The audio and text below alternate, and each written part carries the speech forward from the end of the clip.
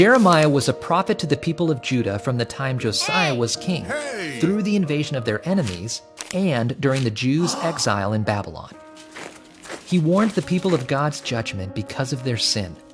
But even though the people disobeyed, God had not abandoned them.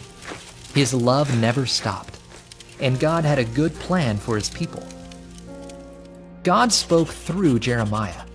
This is what the Lord said.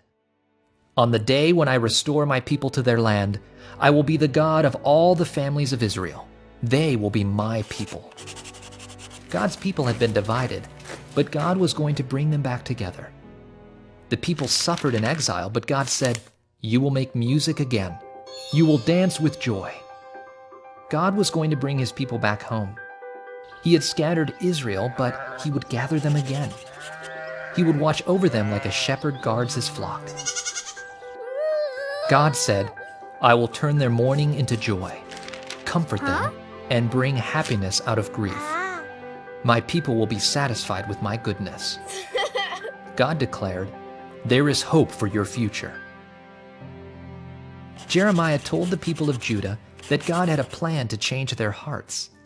God promised a new and better covenant so they could be saved from their sins.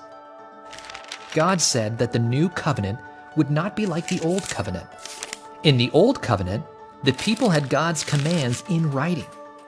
They disobeyed his commands and had to make sacrifices every year for their sin. In the new covenant, God was going to write his law on their hearts. That means he would give his people the power to obey his commands. God said, "I will forgive their wrongdoing and never again remember their sin." God's word brought hope to God's people because his words were true. God can always be trusted. Jeremiah told about a day when God would forgive sin and change people's hearts. Jesus' death and resurrection provides forgiveness of sins. Through Jesus, we have new hearts and life with God forever.